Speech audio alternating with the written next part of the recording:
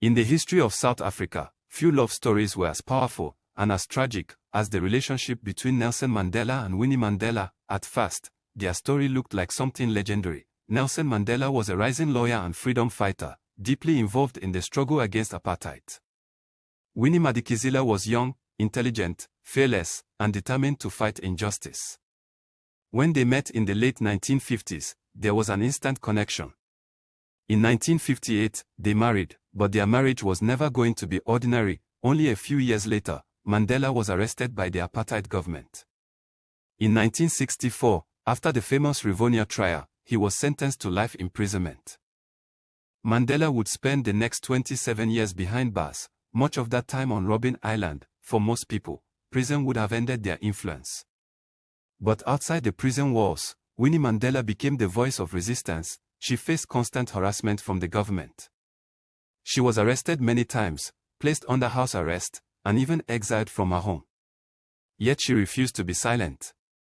Across South Africa, many people began to see her as the symbol of the struggle while Mandela remained locked away. But power, pressure, and isolation can change people. During the late 1980s, Winnie became surrounded by controversy.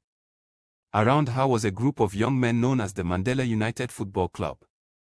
Officially, they were supposed to be her bodyguards. However, in the violent atmosphere of apartheid-era townships, the group gained a reputation for intimidation and brutality. Then came the event that shocked the nation. In 1989, a young activist named Stompie Sepe was kidnapped. Days later, the teenager was found dead.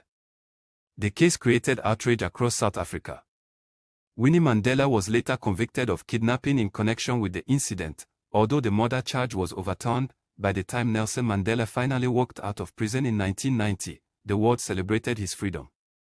Crowds cheered. Cameras flashed.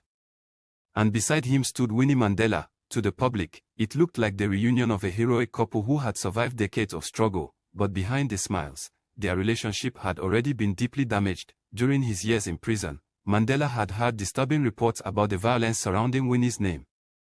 He also faced painful rumors about her personal life during his long imprisonment. For Mandela, the issue was not only personal.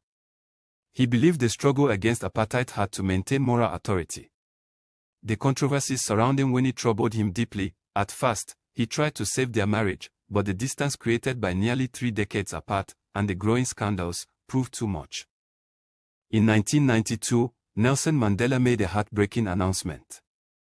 After years of struggle together, he and Winnie Mandela were separating. 4 years later, in 1996, their divorce was finalized. It was a painful ending to one of the most famous political marriages in the world. Even so, Mandela rarely spoke harshly about Winnie in public.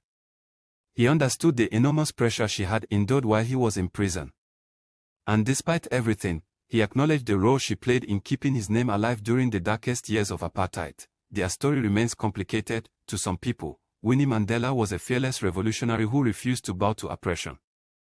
To others, her later actions damaged the legacy of the movement. But one thing is certain, the love between Nelson Mandela and Winnie Mandela began as a symbol of hope for a nation fighting injustice. And like many stories born in times of struggle, it ended not with hatred, but with the quiet sadness of 2 lives forever changed by history.